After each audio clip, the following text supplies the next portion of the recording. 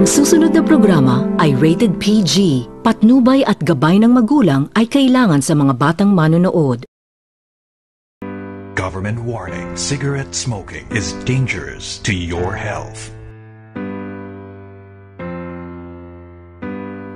Halos araw-araw na walang minutong lumilipas ang hititboga ng yosi at sa baga pagwasiwas. Mga batang nalulong sa sigarilyo at sa bisyo, mangungupit sa magulang ang sukle kahit na piso'y pandagdag na nga lang sa rekadong dapat na lutuin ni inay, o di kaya ay pang-igib na lang inumin ay kukunin pa, ibubulsa sa kagustuhang ibuga. Ang usok ay tuloy-tuloy, ang hits hanggang maubos na ang baga kakahigop, tila gusto pang malunod sa kapal ng usok, ang kapal naman ng iyong apo. Di ka ba nahihiya na kahit na alam mo na ang paghihirap ng magulang mo para lang kumita? Ang sakit isip-isipin na nagagawang lokohin mo, na ang magulang mo nagagawa mo pang mabisyo. Di ka ba napapagabag sa anong pwedeng mangyari pagdating ng araw na huli na para lang magsisika?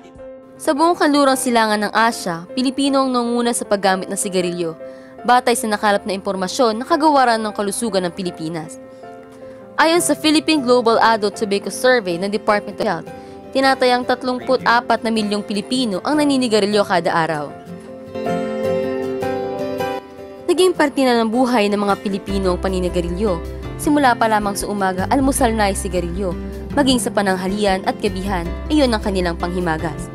Ngunit alam ba nila ang epekto nito sa kanilang kalusugan? Sapat na nga ba ang kanilang nalaman ukol dito? Kaya naman patuloy pa rin silang humihit-hit ng sigarilyo. O sadyang matigas lang talaga ang kanilang mga ulo. Dumarami na nga ang bilang ng mga gumagamit ng sigarilyo. Hindi lang ang mga matatanda ang naakit gumamit nito, kabilang na rin ang mga kabataan. Lumalaganap na rin ang mga sakit na nakukuha ng mga tao sa paghit-hit ng sigarilyo at ang mga nakalanghap nito. Tulad ng pagkalbo, sakit sa puso, baga at balat, ulcer sa bituka, at isa sa pinakakinakatakutan na sakit ay ang tinatawag nilang cancer.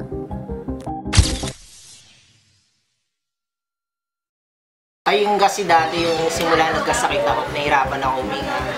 Tapos parang medyo parang nagbablackout yung paningin ko pag kumakayo. Yung pala may ano na pala, namamagana pala yung isa kong baga. Ano namin na yung parang nahirapan ako huminga, nararamdaman ko parang lagi ako naghahabol ng hininga. Yun ang effect ng yosi daw? Or meron ka na sakit talaga before? Wala. Naramdaman ko lang yun. Siguro kakayosi mo nga, lakas mo mag-yosi. Dahil sa mga kasong katulad nito, nabuo ang syntax bill na iminungkahi ni Senator Ralph Recto.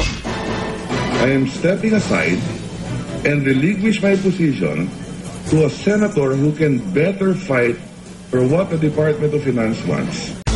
Nakalusot na sa Kamara ang syntax bill o ang panukalang batas na nagpapataw ng mas malaking buwis sa alak at sigarilyo.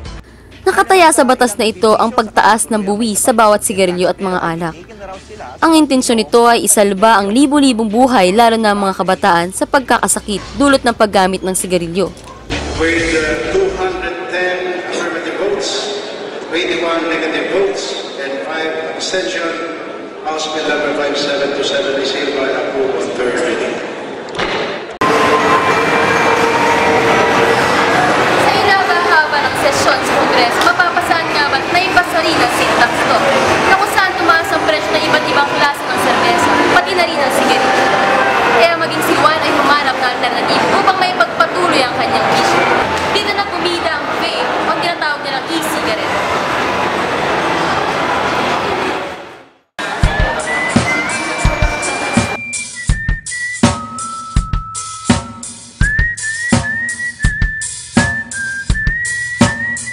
Ang electronic cigarette or vape na tinatawag ay isang electronic device na kung saan malayo sa ordinaryong sigarilyo.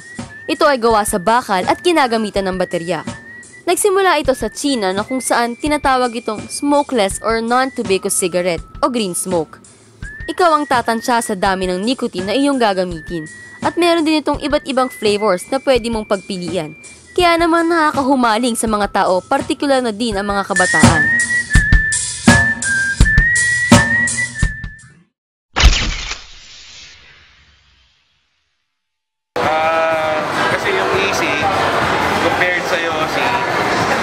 Electronic cigarette, walang tar.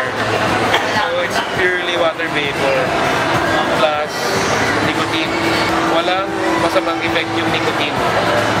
Ang masama, yung tar, yung parang black spot sa bagay natin.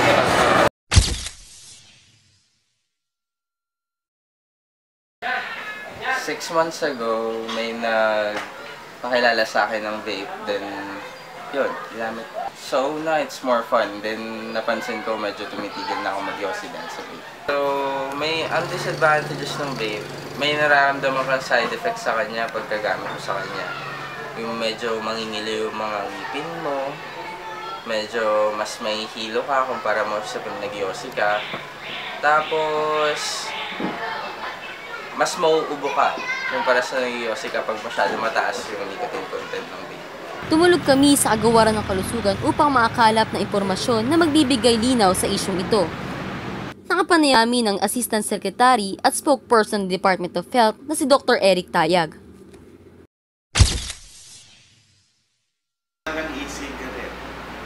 E-cigarette has a different purpose. Number one, people are using it because it's the fad. Uso. Pangalawa, it's possible ang gumagamit ng cigarettes, ng e-cigarettes are those who want to quit smoking. Number three, people use a particular product. That's a promotion. Usually, e-cigarettes is not for everyone because it's very expensive. You have to replace the cartridge. Okay. Ang policy namin sa e-cigarette ay kasalukuyang pinag-aaralan niya kasi that can be a drug delivery system. It can be recreational, pang-forma lang, or it can be harmful. In the long run, makakasama rin, at saka yung mga na-expose din doon sa vapors, pwede rin ma-apekto. E-cigarette produce vapors. True cigarettes produce smoke. Okay. Anything na maaaring maging bisyo, anything na maaaring makasama in the long run, hindi pwedeng bigyan ng suporta ng department. Second-hand smoke. Isa lamang ito sa mga naging dahilan kung bakit ang sigarilyo ay mas naging perwisyo. Dahil maging sa mga taong nakakalanghap lamang nito at hindi naman gumagamit, ay sila pang mas apektado.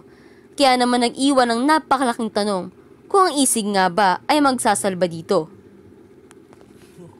Kasi ito, ano lang ito, naging para sa second-hand smoke, kahit malakap ng mga bata, matatandang may sakit. Naiiwan na talaga yun. Ano siya, safe. Limited ka, may makakalanghap na iba yun. So second-hand. Sino po ang mas... Kaya lang, ayaw nilang tawagin smoke yun. Technically, tawag nila doon vapors. Sa kalagitnaan ng pagsasagawa ng dokumentarong ito, pinakilala kami isang PUP student dito sa Dapitan. Naitatago na lang natin sa pangalang Balon. Isa po siyang vape user. Tara tuhayan natin kung ano nga ba ang epekto nito sa kanyang kalusugan.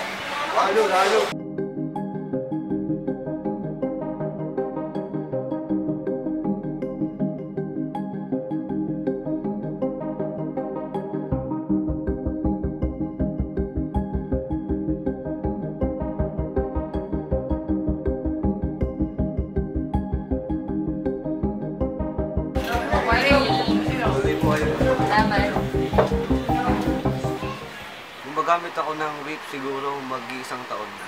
Tagal-tagal na rin, no? Ano ang nagtulak sa'yo para mag-vape? Yung kaibigan ko, pinakita sa akin na may vape siya, tapos pinasubok sa akin. Nagustuhan ko, tapos yun, nalaman ko rin uso, kaya gumamit ako. Nag-yossi ka ba talaga o hindi? Ay, hindi. Ano lang talaga, vape user. Meron na bang negatibong epekto to sa iyong kalusugan? Oo naman. Nung una, hindi pa nararamdaman kasi umpisa pa lang. Pero habang tumatagal, nare-realize mo na, tapos mararamdaman mo na lalo kang uubuhin, tapos minsan sa pagtulog mo, mahirapan kang huminga. Sa mga gumagamit ng e-cig, at sa mga kabataang katulad ko, mas mabuti nang iwasan natin yung paggamit nun habang maaga pa, kung kaya natin. Kasi walang magandang may idudulot to sa kalusugan natin habang tumatagal. Ika nga, nasa huli ang pagsisisi. Magpasa hanggang ngayon ay wala pa ring sapat na pag-aaral tungkol sa isyong ito. Dahil nga ba sa hindi ito nabibigyang pansin sapagkat wala pa rin nakitang malaking epekto ito sa publiko?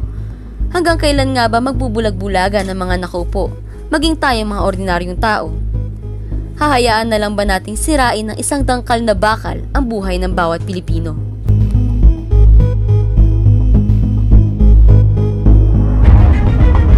Maging maalam, huwag matakot mangialam. Ito ang dokyo ko. Impormasyong sigurado, kaligtasan yung hatid ko. Ako po si Isay Velasco. Samahan niyo po muli kami sa panibagong isyong ating pag-uusapan. Dito lang sa dokyo ko.